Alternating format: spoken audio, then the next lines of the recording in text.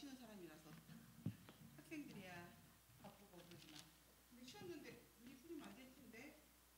눈이 풀리면 안 될 텐데 눈 띄고 자 저번 주 금요일 날 말씀은 누구의 말씀이었어요? 요나. 그 사모님이 요나에 대해서 그 하고 싶었던 말이 뭐였을까요? 생각이 안 나죠. 요나는 하나님께 받은 그 은혜가 있었어요. 그렇죠? 은혜가 있었지만 자기 그 은혜가 자기는 싫었어요. 그 사명을 감당하기에. 그런데 그 사명을 감당하기 싫었지만 하나님께서 다시 요나를 통해서 은혜를 깨닫게 하시면서 하나님은 시편 말씀 다윗을 통하여서 우리가 하시는 말씀이 있었어요. 하나님의 선하심과 인자하심이 반드시 우리를 뭐 한다겠어요? 따르리니라고 그랬잖아요. 따를 때 그 따르리니는 지우리 고개 들고 날 쳐다보고 우리를 추격하다, 뒤따르다, 사냥하다, 괴롭히다, 핍박하다는 의미가 있다고 그랬어요. 하나님의 은혜는 너무 커서 너무 크다고 그랬죠. 하나님의 은혜가 크다고 작다고? 엄청 커요. 엄청 커서 우리는 그 하나님의 은혜를 다 헤아릴 수 있고 바라볼 수, 이해할 수 없고 그 뜻을 분명히 알 수가 없어요. 그런데 거기에서 너무 하나님의 은혜가 크니까 그게 나를 마치 괴롭히는 것 같아요. 핍박하는 것 같다고 말했잖아요. 우리가 인생을 사다 보면, 신앙생활 하다 보면 우리 하나님을 사랑하는데 하나님을 믿는 게 왜 이렇게 힘들지? 하나님 뜻을 따라 산다는 게 왜 이렇게 괴롭지? 하나님 뜻대로 순종한다는 게 왜 이렇게 나를 핍박하는 것 같지? 이럴 때가 있다고. 누가 느꼈다고? 그것을? 요나가. 그런 것처럼 우리 인생 가운데도 하나님 뜻대로 산다는 것은 하나님의 은혜인데도 불구하고 알 수가 없어서 마치 괴롭다고 느껴질 때가 있다고요. 그렇지만 하나님의 은혜를 깨닫고 알지 못하지만 알 수 있는 방법은, 그래서 우리는 무조건 하나님의 말씀 안에 거해야 된다. 그리고 무조건 하나님의 말씀대로 순종해야 된다. 하나님 말씀의 뜻대로 살도록 결정지어야 된다는 그 마음의 자세가 중요하다고 그랬어요. 내가 하나님을 이해하는 게 아니라 우리 이해할 수 없다. 뜻을 알 수가 없다. 그냥 하나님 말씀 안에 거하는 거고 그분의 뜻에 순종하는 거고 그분의 뜻대로 살아가는 것으로 결정지어야 된다라고 말을 했어요. 오늘은 룻기예요. 내가 너희 어린 생명들 위해서 요즘에 그 인물로 하고 있는데 잘 안 들어서 내가 참 괴로워요. 앞에서 참 괴로워. 자고 있어서. 오늘은 또 쉬운 룻기를 하고 있어요. 룻기는 여러분이 잘 알다시피 사람으로 태어나서 이렇게 인생의 역전을 맛볼 수 있는 사건이 드물어요. 왜 하나님께서 룻기를 우리 성경 말씀에 기록했는지를 알아야 돼요. 여러분들이, 많은 목사님들이 인생의 대역전 룻이라고 말해요. 대역전이 뭐예요? 반전도 아니야. 인생의 반전이라는 소리 많이 들었죠? 우리 인생에 반전이 있다. 그렇지만 룻을 이야기할 때는 반전이라는 말도 안 해. 역전이라고 그래요. 역전이 뭘까? 너희들 느낌상 너희들의 언어로 역전이 뭘까? 바뀌는 거야. 상황이 전혀 달라진다는 거야. 바뀌는 거야. 반전, 무슨 의미가 없는 게 아니라 바뀌는 거야. 이 룻은 사사시대예요. 사사시대. 무슨 시대? 사사시대. 여러분 사사시대 알죠? 하나님이 없어서, 하나님의 말씀이 없어서 자신의 소견대로 사는 시대, 사사시대예요. 근데 이 사사시대 때, 룻기 때 어느 날 기근이 있었어요. 그 룻기 1장 1절 말씀 보겠어요. 1장 1절 시작. 사십들이 치려하던 때에 그 땅에 흉년이 드니라. 유다 베들레헴의 한 사람이 그의 아내와 두 아들을 데리고 모압 지방에 가서 거류하였는데, 자, 사사시대에 그 땅에 뭐가 들었다겠어요? 흉년이 들었어요. 우리가 성경을 보면 흉년이라는 단어를 잘 기억하시길 바래요. 우리가 그 다른 때 사실 말씀 양육 때도 이 흉년 기근을 이야기할 때가 많아요. 근데 하나님께서는 이 성경의 기록상에 흉년과 기근을 많이 표현할 때가 많아요.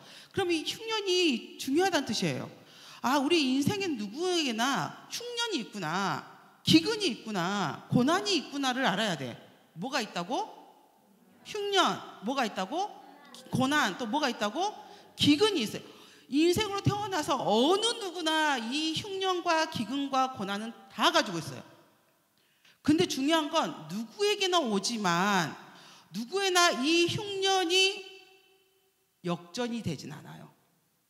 이게 중요해요. 흉년이 역전이 되지 않은 사람이 많다고. 흉년과 기근에 넘어지고 쓰러지고 자빠지는 사람들이 겁나 많아. 근데 성경에서는 이 흉년과 기근을 늘 표현하면서 우리한테 가르치고 싶은 말씀이 있다고. 그게 뭐냐면 항상 하나님은 기근 통해서, 고난을 통해서, 흉년을 통해서 지호라 하나님이 큰 일을 행했다는 것을 알아야 돼. 항상 이걸 통하여서 하나님은 우리들이 하나님을 바라보기를 원해요. 누굴 바라보기를 원한다고? 하나님이야. 항상 흉년과 기근과 고난과 핍박은 내가 눈을 들어 하나님을 바라보는 시간이에요. 이걸 잘 기억해야 돼. 어렸을 때부터. 너희들이 중학교 가고 고등학교 가고 대학교 가고 성인이 되면 항상 너희들이 헤아릴 수 없는 일들이 생겨요. 그러면 그럴 때는 막 어떻게 해야지 하는 것이 아니라, 이때는 내가 하나님께 눈을 드는 시간이구나. 내 마음이 하나님께 마음을 두는 시간이구나. 내가 잠잠히 하나님의 음성을 듣는 시간이라는 것을 알아야 돼. 반드시 기억해야 돼. 유라야, 반드시. 우리가 이 기근은 엄청나게 복이에요. 사실 하나님의 역사를 맛볼 수 있는 아주 유일하고 놀라운 사건이라고. 하나님은 사랑이시잖아요. 그죠? 사랑이신데 우리에게 기근을 주실 일이 없어. 사랑이신데 우리에게 흉년을 그냥 주실 리가 없어. 맥없이 미워서 주실 리가 없어. 하나님의 뜻이 분명히 있는 거예요.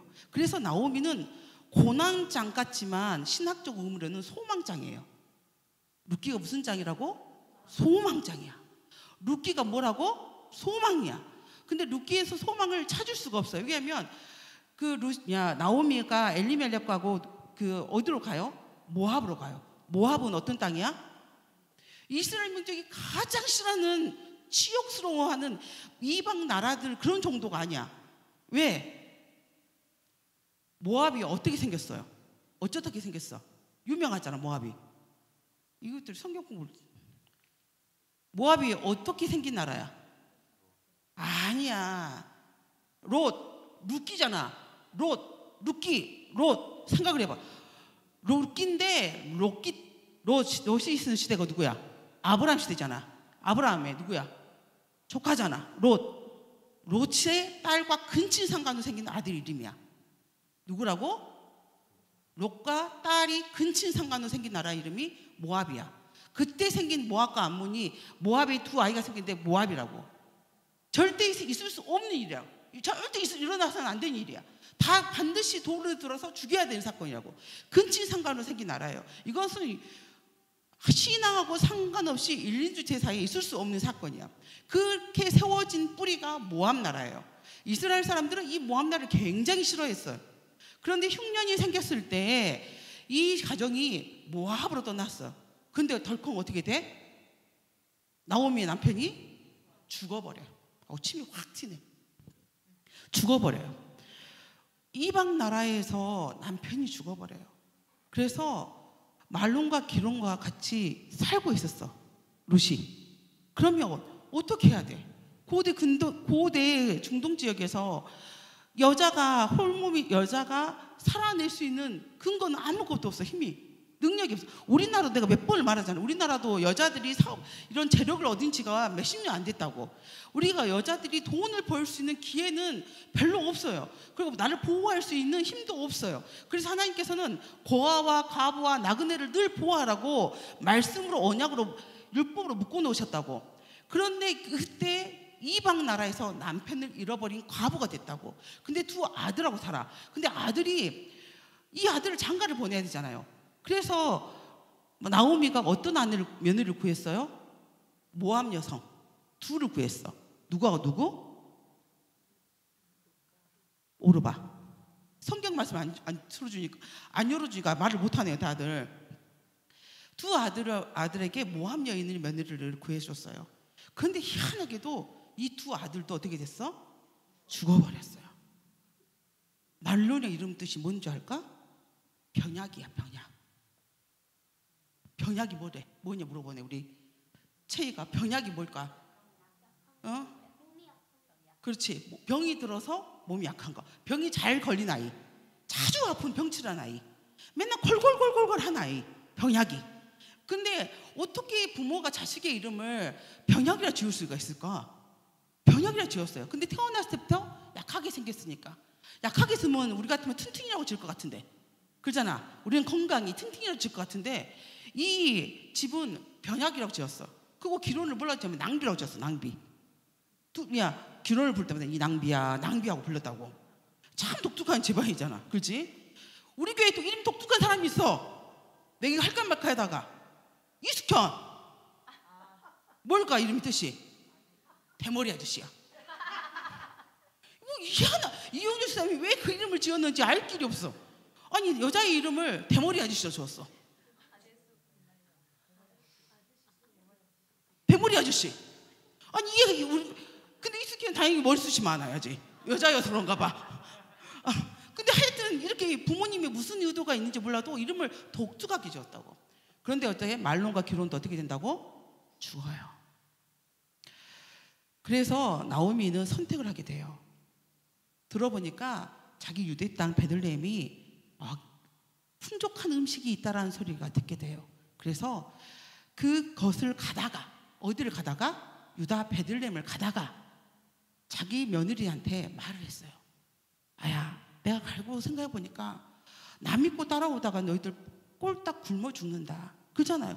나오미가 뭐 있어요? 돈 있어요? 집에 땅이 있어요? 베들레헴에 가면 거둘 재산이 있어요? 뭐예요? 과부야. 과부인데 며느리들도 과부야. 쓰리가부야. 그냥 이 쓰리세 가부가 그냥 이 유대 땅을 간다는 게 참 먹고 살기 힘들잖아. 그런데 이 두 며느리가 모압으로 가면 누가 있어요? 친정이 있잖아. 그래도 이 며느리들이 기댈 곳이 모압에 있는 거예요. 그래서 나오미가 생각을 했어요. 아야, 너 날 따라오지 말아라. 나 아무것도 없다. 나 가진 것도 없다. 나 과부고 나를 뭐 도와줄 사람도 하나도 없다. 너희들은 너희 친척으로 돌아가거라. 그래요. 그러니까 그 며느리들 중에 한 명이 어떻게 됐어? 울다가 갔어. 누가? 오르바가. 그리고 누가 안 갔어? 룻이 안 갔어. 이 룻기에서 왜 하나님은 이 나오미를 붙잡고 있는 룻에 대해서 이야기를 하고 있을까라는 생각을 해야 돼요. 그리고 도대체 룻은 왜 나오미를 선택을 하는지를 기억을 해야 돼요.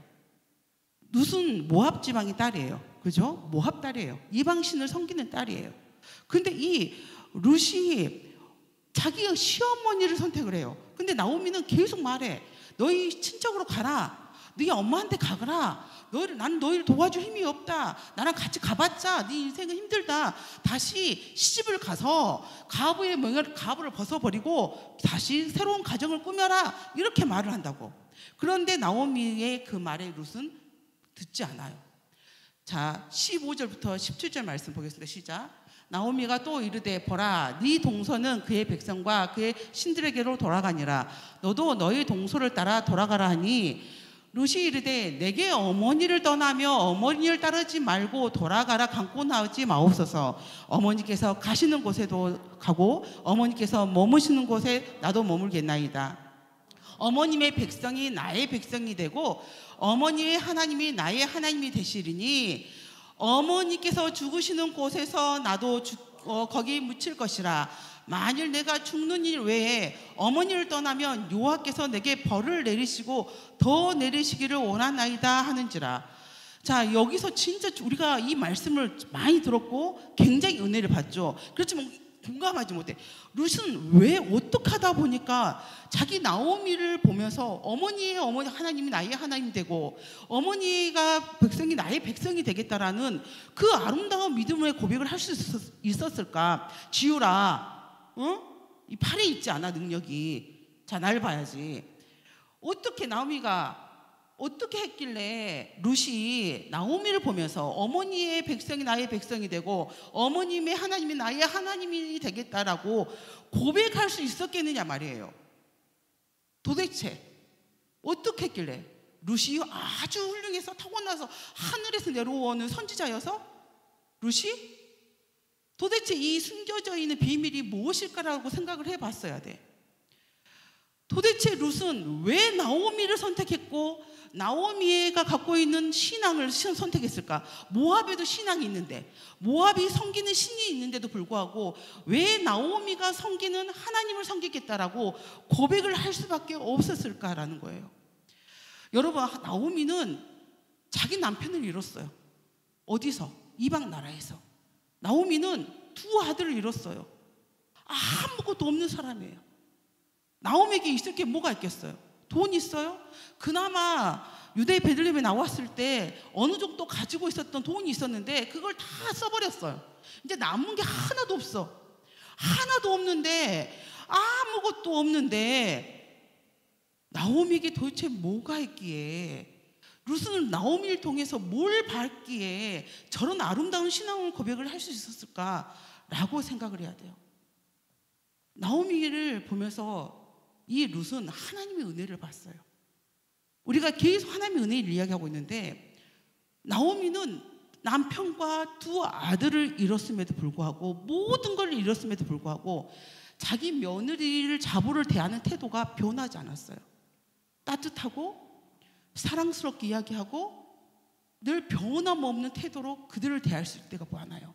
여러분, 우리나라에서 자기 아들이 병약하고 낭비병이 심해도 불구하고 며느리들이 시집을 왔다, 무슨 일이 사건이 터졌다, 그러면 이 시어머니들이 다 누구를 원망해요? 며느리. 왜? 네가 잘못 들어와서. 모든 원망을 누구한테 한다? 며느리한테 해요. 이게 사람의 갖고 있는, 그렇지 채희야, 너는 이해할 수 없어, 고개를 가우뚱거리지. 네가 좀 더 커봐봐. 이 세상은 다 불합리해, 다 공정하지가 않아. 이해할 수 없는 일들이 무궁무진하게 일어나. 그래서 그 일어난 일 때문에 내가 상처를 받고 이해할 수 없어서 내가 화가 날 때가 있어요. 그렇지만 인생 자체가 그래. 인생이 그래. 인생이 이해할 수 없는 일들로 가득하다고. 그런데 우리 이 이야기가 지금 현재도 일어나는 이야기예요. 그죠? 모든 탓을 며느리한테 돌리는 이야기. 자기가 잘 자식을 교육시키지 못해서 낭비하는 이 일도 며느리 탓하는 어머니들. 수도 없는 그런 일들이 생겨난다고. 이게 뭐냐면, 그런 일들이 왜 생겨나냐면 그 마음속에 하나님이 없기 때문에 그러는 거야. 하나님에 대한 은혜가 없기 때문에 무수하게 무슨 일 터지면 사람한테 공격을 하는 일들이 생긴다고. 근데 나오미는 그러지 않았어요. 그래서 룻은 뭔가를 발견해. 나오미한테. 어쩌면 어머님은 저러실 수 있지? 어떻게 이 남편과 두 아들을 있는 이 커다란 슬픔을 저렇게 담담하게 견디실 수 있지? 어머님은 이렇게 죽을 수밖에 없는 이 고통을 어떻게 저렇게 인내하실 수 있지? 참을 수 있으시지? 이렇게 고통스러운 삶을 죽을 것 같은데 견뎌내시지? 이게 이방 며느리인 롯에게 보이는 장면인 거예요. 어쩜 우리 어머님은 저것을 견뎌내실 수 있을까? 어쩌면 우리 어머님은 저걸 참아내실 수 있을까? 이걸 바라보게 된 거예요. 우리 어머님 어떻게? 그런데 롯은 발견을 해요. 롯은 이 나오미에게 아무것도 없기 때문에 가능하다는 걸 발견해요. 아무것도 없으니까 뭘 발견하게 되냐면, 우리 시어머니는 하나님밖에 없구나라는 걸 알게 된 거예요. 우리 어머니에게는 하나님의 은혜가 있구나. 이 고통을 참을 수 있고 이 고통을 견딜 수 있는 힘이 하나님께서 주시는 은혜로구나. 이걸 발견하게 된 거예요. 시어머니가 아무것도 없기 때문에. 시어머니가 만약에 돈이 있으셨다면, 시어머니에게 남편과 아들이 그대로 존재했다면 롯은 발견할 수 없을 거예요. 근데 우리 어머니는 아무것도 지금 소유하고 있지 않는데 평화를 누리고 계시니까 물론 고통스럽겠죠.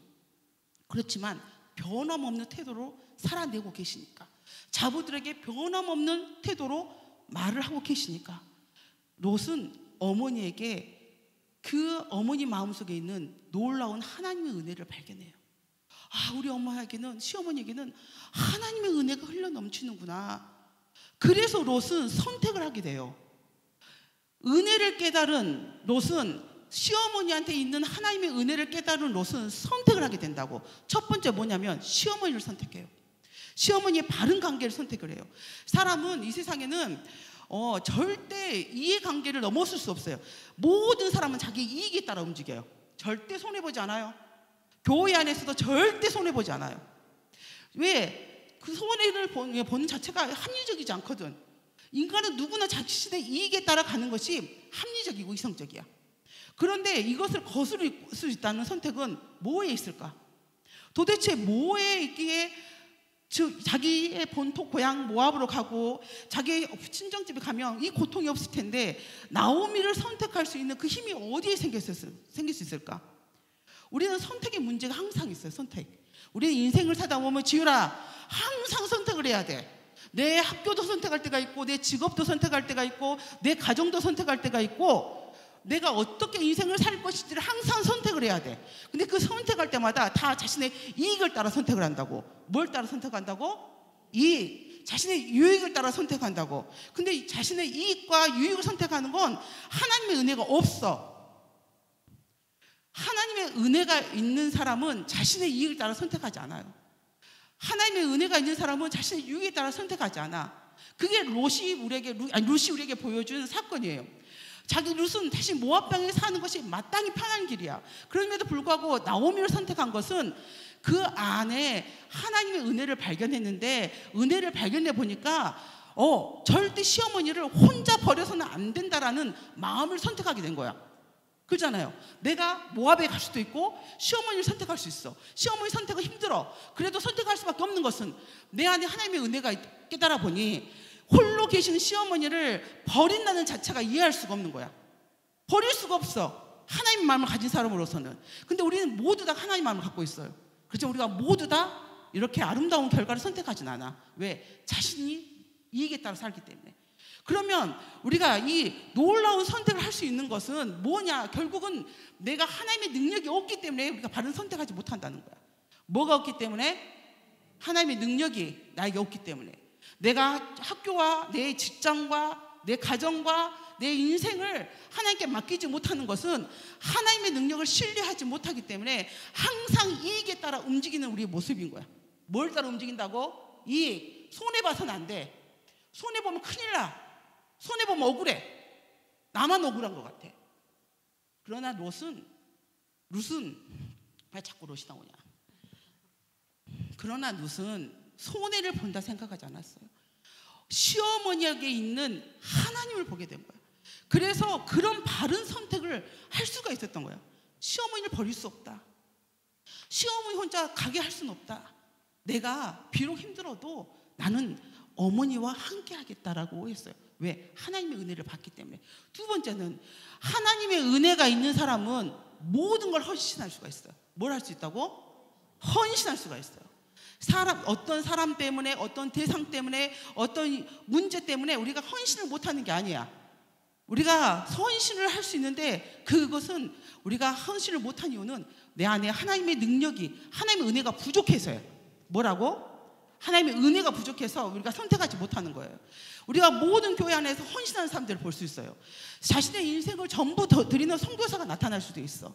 어떤 자신의 모든 재산을 교회에다 바치고 하나님께 바치는 사람이 있어. 그런 사람에게는 뭐가 우리가 다르냐면 그들에게는 우리에게 없는 더 크신 하나님의 은혜가 있기 때문이야. 그것밖에 없어. 뭘 바라고 구하고 그것을 주는 게 아니에요. 하나님의 은혜가 놀랍게 그 사람에 있기 때문에 내가 모든 걸 헌신할 수 있다는 거야. 룻은 자신의 삶을, 남은 가부의 인생을 시어머니를 위해서, 그 시어머니가 믿는 하나님을 위해서 헌신하는 거야. 헌신. 잠을 깨고 눈에 힘주고 등 뒤고. 룻이 헌신할 수 있었던 이유는 나오미의 안에 있는 하나님의 은혜를 발견했기 때문에, 하나님의 은혜를 깨달았기 때문에 자신의 인생을 헌신할 수가 있었어요. 그걸 깨달은 사람은 또 세 번째가 또 있어. 모든 생각하는 게, 모든 바라보는 시각이 하나님 중심이라는 거야. 하나님 중심. 자, 성경 말씀 볼까요? 19절부터 21절 시작.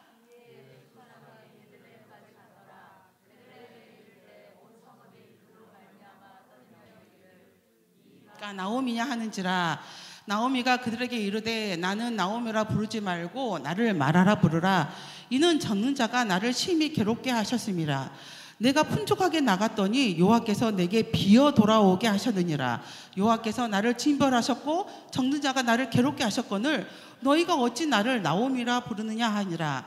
자, 오늘 말씀 보면 자기는 이름 나옴인데 그 베들레헴에 갔더니 주변 사람들이 너무 반가워하는 거예요. 몇십 년 동안 타지에 갔는데 왔다 하길래 반가워서 동네 사람들이 다 온 거예요. 그래서 나오미니 어디가 어떻게 됐어? 온 거야. 이렇게 한 거야. 지우라 채희야 요나 막 다 그러는 거야. 그런데 나오미가 네 이름을 부르지 말래. 왜 부르지 말라 할까? 나오미의 뜻이 이름이 기쁨이거든. 기쁨이야. 근데 지금 나오미 마음은 기뻐요, 안 기뻐요?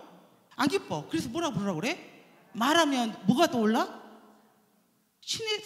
광야에서 쓴물이 생각나잖아요. 쓴물, 마라탕 말고. 중국의 마라탕 말고 우리가 보면 그 광야에서 물이 먹고 싶은데 물을 먹었는데 물이 써가지고 화냈잖아, 막 그때. 그랬을 때 나뭇가지 던져서 물을 달게 만드셨던 사건들, 그 물이 마라예요. 쓰다. 나오면 나는 기쁨 아니다. 나는 쓰다. 왜 쓰다겠어? 전체에 왜 쓰다겠을까? 왜 슬퍼서?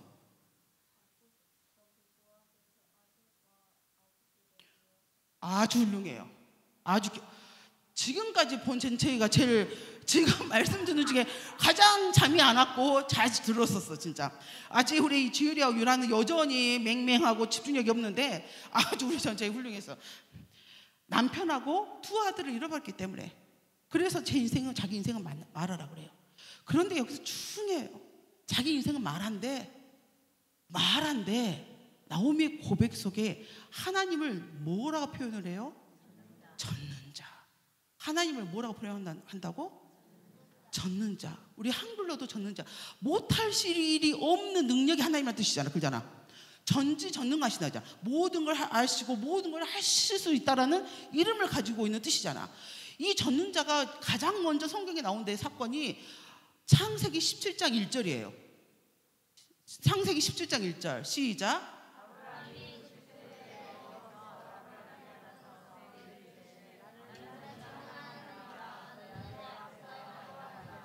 이때의 내용이 뭐야? 이 사건이 지율이 이때 지금 말씀의 사건이 뭐야? 아브라함이 99세인 줄 나도 알아.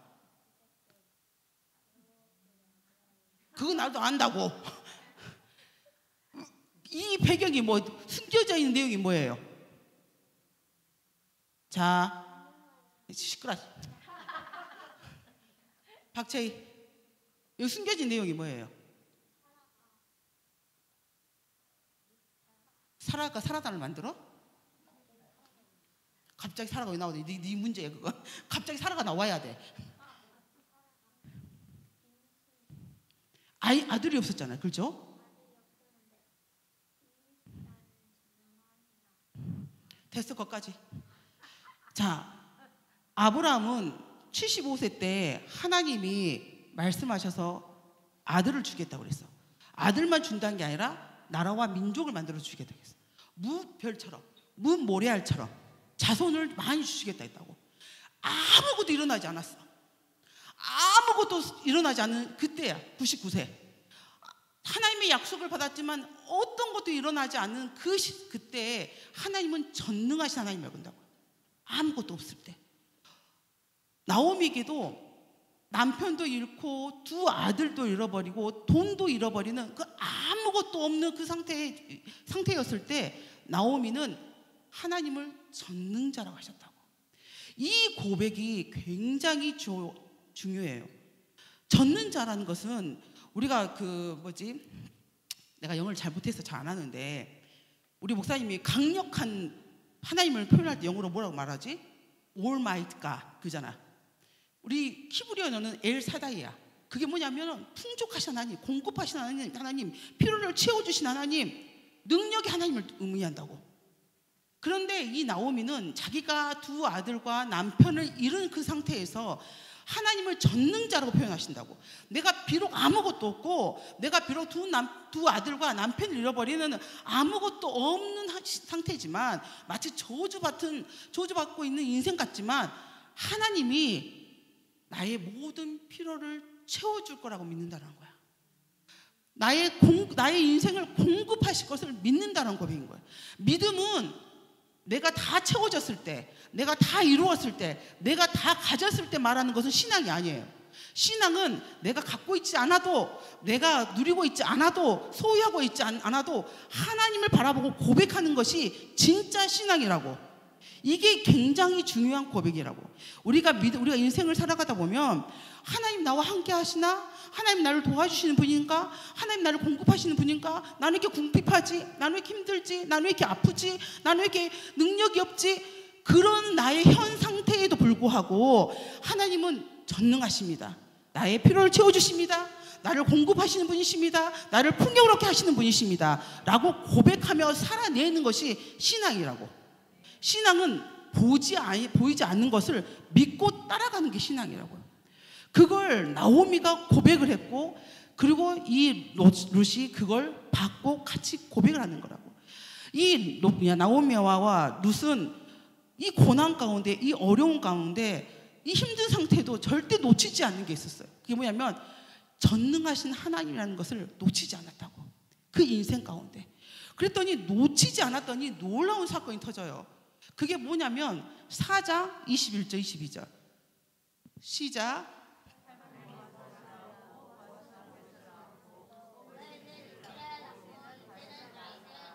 자, 다시 21절 봐보세요. 시작.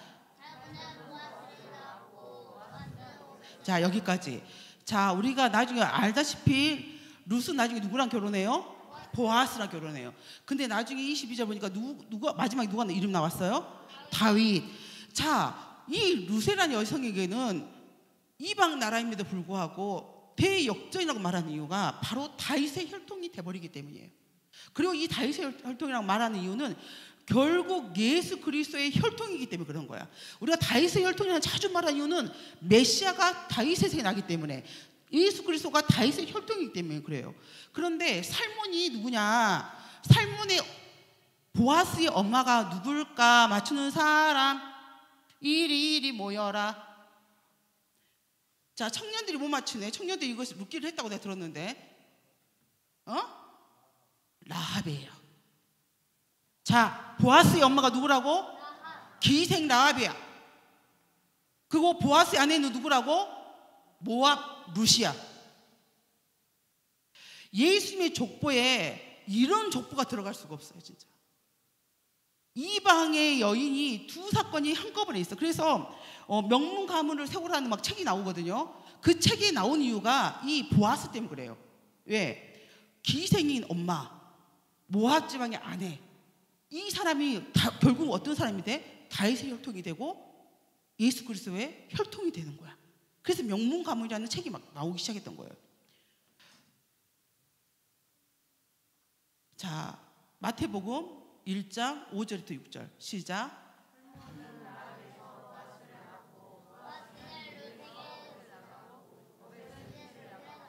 이셋은 다윗 왕을 낳으니라. 다윗은 우리아의 아내에게서 뒤로 그렇게 읽어? 그냥 이 말씀에서 처음에 이야기했죠. 룻이 대역전 이유가 여기에 있는 거예요. 룻이 자신의 시어머니를 나오미를 선택했던 것이 이걸 바라보고 선택을 했을까요? 자신의 인생의 결론이 저렇게 될 거라고 알고 선택한 사람이 있었을까요? 롯은 사람이 보기에는 정말 미련한 사람이야.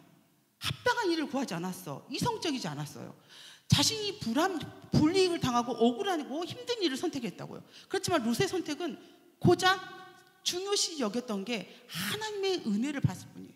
자기 시어머니 통해서 하나님의 은혜를 받던 룻은 하나님의 은혜를 선택을 했고, 하나님의 은혜 속에 비록 내 몸이 힘들고 어렵고 지치고 괴롭겠지만 전능하신 하나님께서 나를, 우리 가정의 필요를 채울 거라는 전능자라는 하나님을 늘 고백하고 살았고, 살아다 보니, 믿고 보니, 걸어가 보니 인생의 마지막이 저렇게 된 거예요.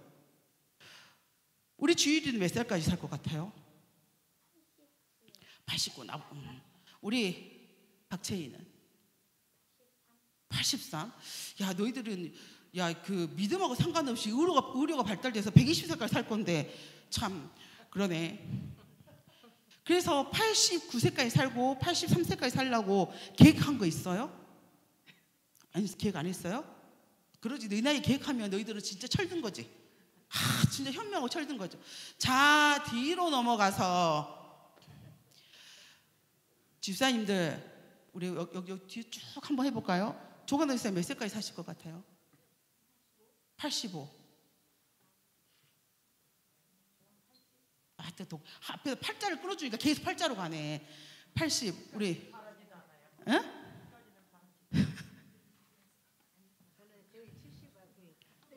그때 아유 훨씬 훌륭하십니다. 우리 권사님은요? 아유 그럼 4년밖에 안 남았잖아요. 권사님 안 되지. 안 되지. 그거 우리가 못 보내주지. 붙잡아야죠. 우리 전도사님은요? 100세. 자, 우리 이수경 집사님이요?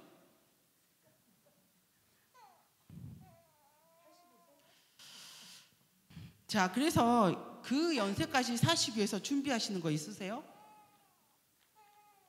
뭘 준비하고 계세요? 걱정하고 계실까요? 준비하고 있는 거 있으세요? 우리 교회는 믿음으로밖에 안 살아서 아무도 보장이 없나? 요즘 세상 사람들은 노후를 걱정해서 노후 자금을 열심히 모아요. 그죠? 왜냐하면 인생이 85, 90, 100, 120년으로 멈춰있기 때문에 그래요. 근데 우리는 몇 세까지 살아요? 영원히 살아요. 언제까지 산다고? 영원히 살아요. 그러면 인생의 계획을 바꾸셔야 돼요.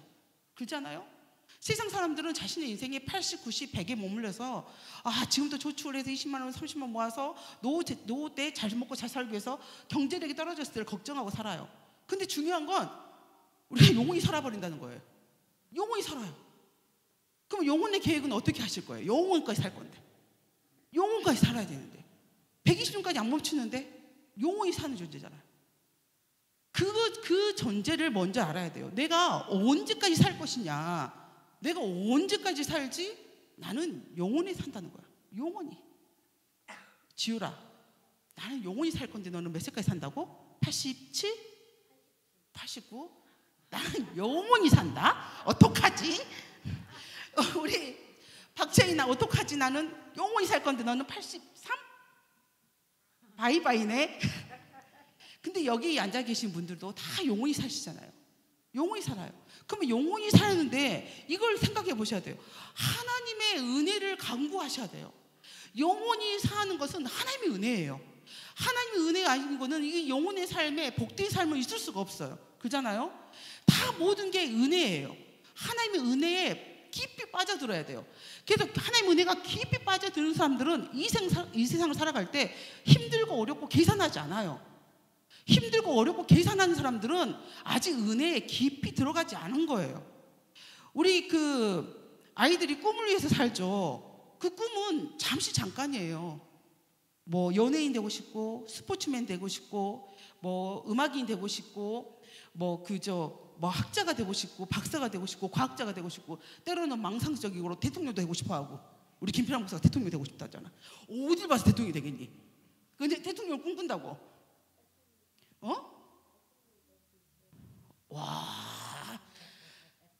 너 목사님 안 계신다고 한 소리지? 훌륭하다. 야, 목사님 들으시는 기분 좋았겠다. 야. 그것은 잠깐이에요. 뭐라고? 잠깐. 영혼 속에, 나의 영원한 삶 속에 이 세상 살아갈 때 갖고 있는 나의 꿈과 직업, 이것은 잠깐이에요. 나의 목적이 될 수가 없어요. 나의 결과가 될 수가 없어요. 그냥 영원한 세계 살아가는 동안에 가지고 있는 나의 그냥 스펙 중에 하나예요. 그냥 영원하지 않아요. 근데 마치 영원할 것처럼 120세에 멈추고 90세에 멈춰서 거기서 목을 매는 사람들이 많아요. 그런데 다 지나가 버려요. 영원한 것에 비할 것은 아무것도 없어요. 영원에 비할 수 있는 것은 하나님의 은혜밖에 없어요. 하나님의 은혜가 나를 감고 나셔서 그 은혜가 나를 영혼까지 이끌어내시는 그 기쁨, 그 감사, 그걸로 살아내야 돼요. 룻처럼 전능자의 하나님을 바라보고 형편을 보는 게 아니라 지금 현재 당치는 고난을 바라보는 게 아니라 전능하신 하나님의 은혜가 임하는 그곳에 내 마음이 있어야 돼요. 그래야지 우리는 결국 인생의 대역전이 되는 거예요. 룻이 그래서 역전이 된 거예요. 룻은 자체는 자신의 팔자가 이렇게 필 거라고 생각도 못했어요. 보아스를 만날 거라고 생각하지 못했어요. 또 예수님의 그 조상이 될 거라고 생각을 못했어요. 그냥 당장 오늘 은혜를 선택한 거예요. 당장 오늘 하나님을 선택한 거예요. 당장 오늘 하나님을 믿는 시어머니를 선택한 거예요. 그 결과가 자신의 모든 결과가 된 거예요. 우리의 결과도 그래요. 우리의 결과도 학교를 공부 잘해야 될 것 같고, 출세해야 될 것 같고, 성공을 해야만 될 것 같지만 안 그래요. 결국 우리도 하나님의 은혜에 따라 내 인생은 결정이 돼요. 오늘 기도할 때 하나님을 만나고 강하게 만난 사람이, 뜨겁게 만난 사람이 하나님의 은혜를 많이 누릴 수가 있어요. 하나님의 은혜를 많이 누리고 사랑할 수 있는 사람은 하나님을 간절히 만난 사람이에요.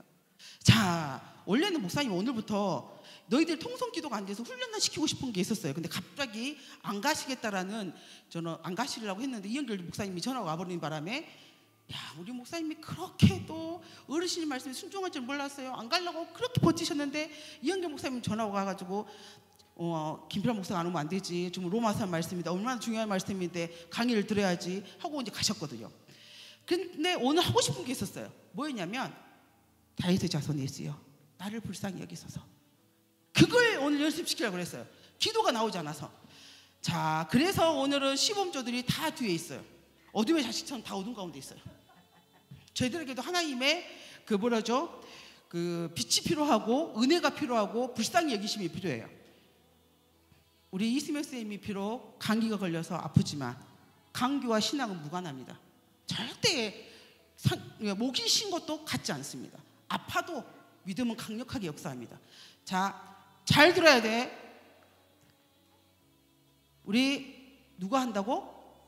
이수명 선생님이 시작합니다. 시작. 다윗의 자손 예수여, 나를 불쌍히 여기소서. 세상에 2초를 멈췄어.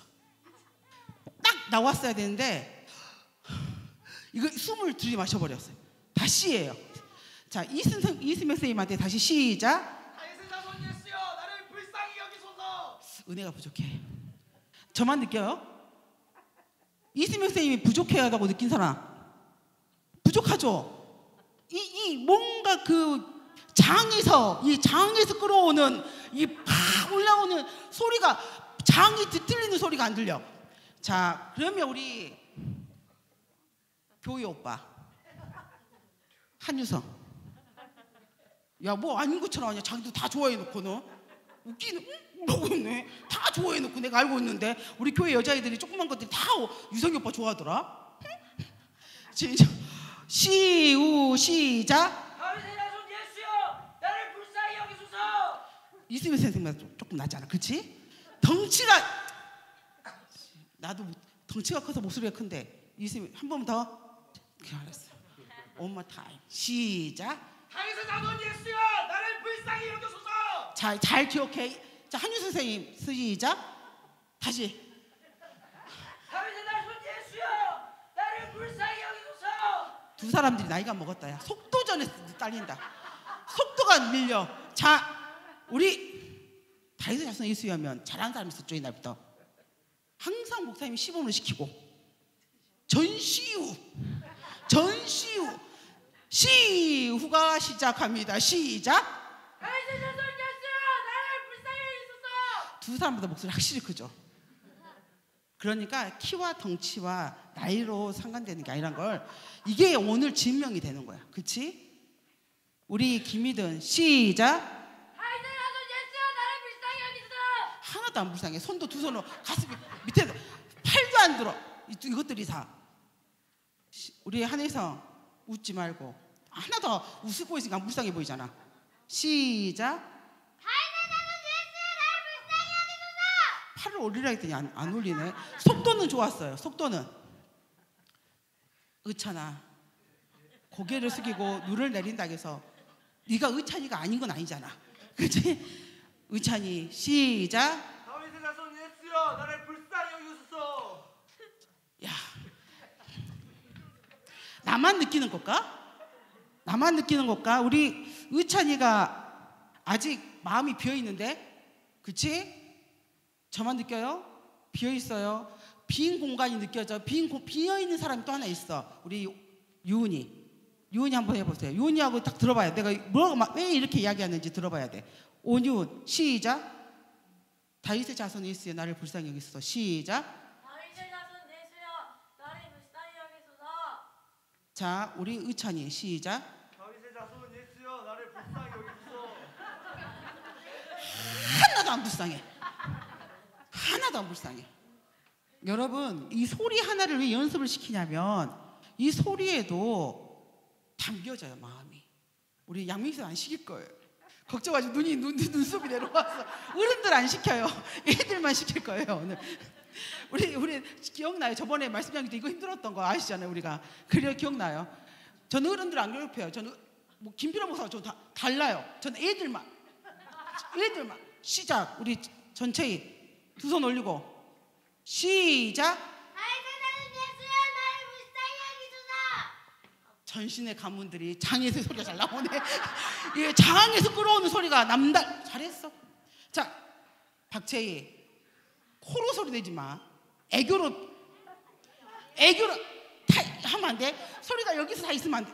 어디서 와야 한다고 소리가? 배꼽에서 시작. 다윗의 자손 예수여 나를 불쌍히 여기소서. 맞죠? 여기서만 한다고? 여기서만.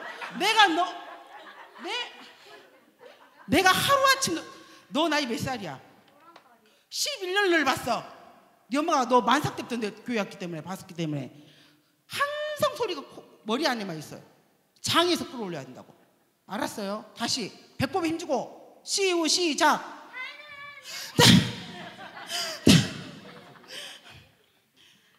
와, 우리 하이도 하고 싶어서 오는 거야? 자, 지율이 장난 아니야. 김필아 목사가 여기 있어. 지금 듣고 있어. 줌으로 듣고 있어. 지금 다윗의 자손이 줌으로 듣는데 마이크가 없었잖아. 저 위에 거 있잖아.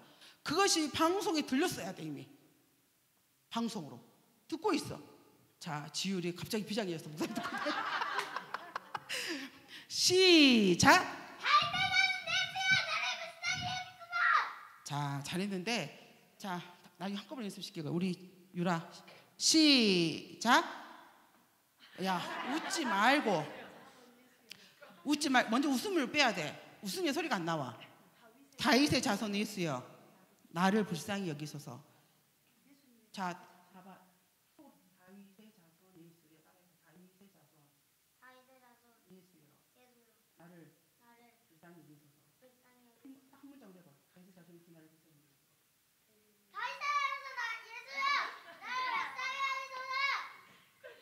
자, 오늘 그 기도를 소희가 보였어. 딱 나를 쳐다보고 있었어. 나 큰일 날 뻔했네. 소희 안 할 뻔했네. 큰일 날 뻔. 자, 김아인 중요하지 않아. 그러면 한 책도 시켰지. 자, 우리 소희 시작. 나를 불쌍히 여기소서. 다시 나를 불쌍히 여기소서. 다시 시작.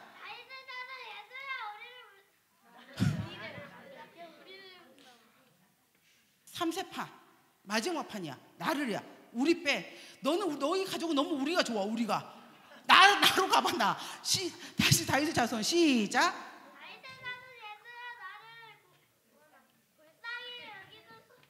자, 고생했다.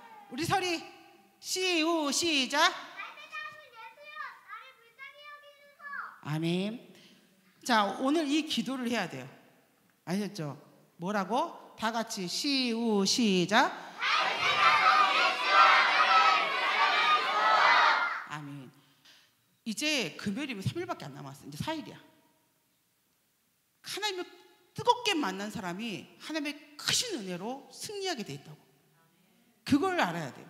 그래서 하나님을 사랑해야 되고 만나야 되는 이유야. 하나님을 뜨겁게 만나고 뜨겁게 사랑하는 사람이 영원한 세계에 은혜가 넘쳐요. 역전이 되는 사건이야. 내 인생이 역전되는 사건이라고. 그 은혜를 주신다고. 그 사모함이 있어야 돼. 자, 우리 오늘은 설이까지.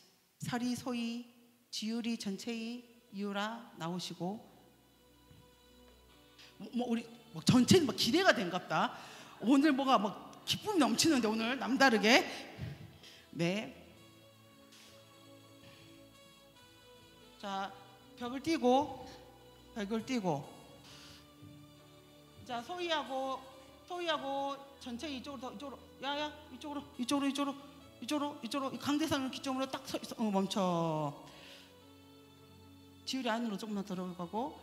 자, 6명의 그 팀장님들 전에 오신 것처럼 그대로 나오셔요. 그대로. 자, 중요한 건 목사님이 안 계시면 이 아이들이 게으르고 나태하고 얼마나 기도를 안 하는지. 목사님의 발걸음 따라 아이들 기도를 하거든요. 사실 얘들은 기도를 안 하다가 또 목사님 오면 기도 안 척하고 목사님이 쫄려가면 기도 안 하고 저 초등학생도 똑같아요. 그러니까 오늘은 잘 들어봐요. 오늘은 모든 기도의 이름을 목사님이 안 계시니까 이 팀장님한테 맡깁니다. 고로 성령의 충만함으로 생기는 모든 불상사는 묵인합니다. 왜 장소에 안 나와? 5명이어서 그때 많이 남아서 그러던가 힘들던가? 자, 모든 불상사는 괜찮습니다. 고로 깨어서 기도해야 돼요. 자, 그리고 오윤, 한혜성, 김희든, 전시우, 박채희 안 불러주길 기다리는 저 얼굴 봐봐. 우리 의찬이, 아인이. 나는 선생님들도 나와야 된다 봅니다. 우리 한유 선생님하고 이수미 선생님 다 나오세요. 나오세요.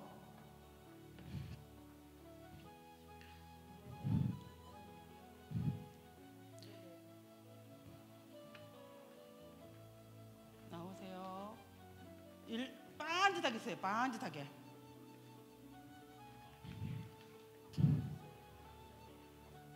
반듯하게 여기까지 우리 자, 선생님들이